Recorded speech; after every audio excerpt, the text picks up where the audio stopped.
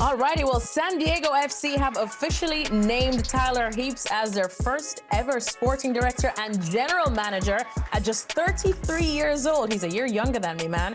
He's the youngest sporting director in MLS, and Herc got to catch up with him a little earlier. Tyler, welcome to Football Americas, my man. Appreciate you being here. Thanks for having me, Herc. How are you? I'm doing well. Listen, first off, congratulations. You're the youngest sporting director in Major League Soccer, 33. You were at Monaco. Now you're in San Diego. You must have done something right in a previous life because you're living it right now. So congratulations. Thanks. I appreciate that. Yeah, I think I grew up and spent 22 years in Minnesota.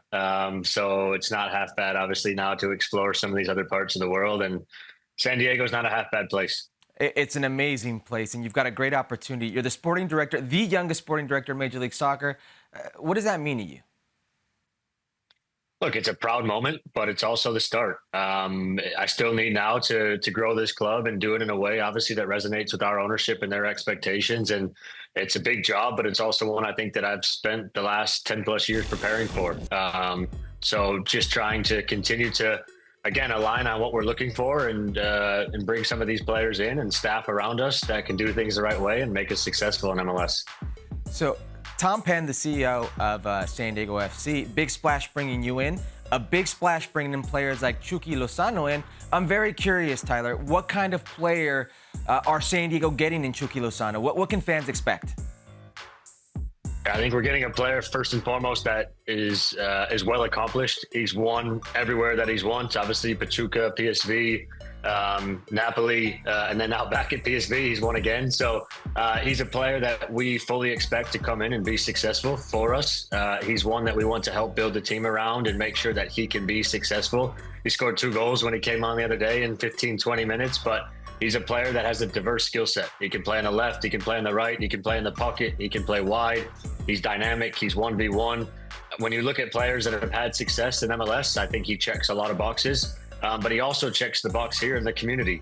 We have a stadium, obviously, that we want full and we want rowdy. And I've been in many stadiums when I worked at the Federation where the whole stadium's chanting El Chucky Lozano. So hopefully we get that here in San Diego very quickly. Chucky looked very happy in the presentation. I'm very curious of how he has responded to San Diego and how the people have responded to him. I think he's been fantastic. I mean, if you watch the press conference, this means more to him. This isn't Chucky coming back, obviously, and hanging up the boots. And I think in all of our conversations with him and his agent and his family, he wants still to make a name for himself. I think he still feels a little bit hard done by. And I think we can provide a platform and we're an organization that can allow him to continue to grow as a footballer. So, yeah, I think he's been great. He's already looking for a home here, and I think he'll settle very quickly. So we're looking forward to getting him here in January. You know, anytime there's a new team in Major League Soccer, a new expansion team, they always come in with their own way of doing business. Tom Penn's been very, very adamant that this is not going to be the LAFC way. So I'm very curious, the model of play, the model organization that San Diego wants to be, what is that vision? Yeah, look, we probably have the most complex style of play of an expansion team ever because we have a group and we have an organization that has already set that. We have 4 academies around the world. We have a first team in Denmark, and that style of play will bring the same one to MLS. We want to be very ball-centric. We want to control games with the ball. We think that this league actually calls out for that with the travel and the number of things that you need to do. But we want to score goals and we want to be entertainment. We want to allow San Diego to be proud of what they see here. And with that, we need to bring in players that are footballers that can make decisions and that can play within a collective. So we're looking forward to continuing to build out the roster and trying to find those missing pieces. Now, you mentioned the Right to Dream Academy, and I hear academy, and sometimes maybe it's the simplest in me thinks that means no spending. Are we looking for a more modest way of going about business, or can we expect other big signings? I think academies take time. So I think you'll see a balance straight away. That's no secret. Over the long term, we hope that we allow our academy players to continue to grow and then make it a statement and an impact here. We've had tons of success in Denmark, obviously, at FC Nordsjælland. We were the second youngest team in Europe competitions last year. We've obviously sold players like Mohamed Kudus and Simona Dingra and a number of others that have went on to have very successful careers at the club and international level. But we're an expansion side. We got to bring in 25 plus players in our inaugural season, and that means investment. And we have a fantastic ownership group that will back us, I think, and will try to get behind us and make us a success from the beginning. But also, the academy will allow us to sustain that success because obviously spending is only one way to go about it. But if you have that balance right and you can have players that you're developing yourselves as well as that spend, you hope you can sustain that for the long term. Let's talk about who can lead these players, who can lead this organization on the field. Let's talk about the head coach. There have been plenty of reports. All kinds of names have been thrown out there. One very interesting name is Jimmy Lozano, the ex-Mexican national team coach. I'm curious about these reports. Any truth to it? Have there been discussions? Your thoughts on this?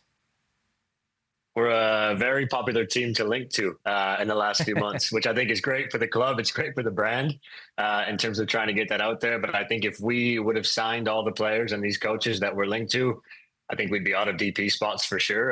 But also we'd be in a lot of a difficult situation. So look, Jimmy's an accomplished coach. He's obviously didn't have the success that he wanted in Copa America, but he's a very accomplished coach in his career. We are kind of at the final stages of our head coach right now. We fully expect in the coming weeks to announce that to the public, and we've went through a very extensive process that we're pleased with. Those final candidates right now are in conversations with ownership. So in a matter of time, I think we'll have that selection and announce that to the media. Okay, you don't have to tell me the name, Tyler, but give me the profile of the coach you guys are looking for. We want a coach that believes in the same things that we do. And that starts at style of play. We obviously need a coach that can help build a culture here. We're a brand new club, and we need to make sure that they understand that first and foremost, so that we need to build that winning culture with myself. We need to have somebody that understands that balance, as I spoke with, in terms of developing young players, as well as being able to be in a locker room with Lozano and these other players that we fully expect to bring. So I think those are some of the boxes that we're looking to check. Obviously, you can't all the time check all those boxes in a head coach. So from our side, it's how do we surround that head coach with assistants that can fill those needs? Because at the end of the day, a head coach is important, but that entire staff is what drives us forward and is what challenges us and makes us better. Listen, you're absolutely right. If I sit here and name the players who have been linked with San Diego, Kevin De Bruyne, Sergio Ramos, a lot of these guys, it's almost silly season and we're just pulling them out of the air. But there are a few names that do make sense, Tyler. I think to myself of a Memo Ochoa who ticks off a lot of boxes, currently unattached. Have there been any discussions with Memo Ochoa in his camp? Look, Memo is another one. You can't speak badly about him. The things he's done in his career are unbelievable. I think first and foremost, from our style of play, we need a goalkeeper that can play with his feet. And so we're looking for a goalkeeper that can play out of the back. And look, Memo, no discredit to him. There have not been any official conversations with his camp. But if it's a name as we start to build for January that comes back around, you never know. You know, I wanted to keep this strictly San Diego FC and the great things you guys are doing there. But I have to ask you, I feel compelled to ask you, your significant other, Lindsey Horan, she's won everywhere she's been, whether the club level, domestically, abroad in Paris. We're talking about cup games. We're talking about the league finals, Champions League, and internationally, World Cup, and now the Olympics. You were there firsthand. Can you tell me what this was like? Because there are a lot of people who counted them out. There were, including myself, who didn't think they were going to medal, yet they dominated and won gold. Can you kind of take me into your eyes what you saw being there?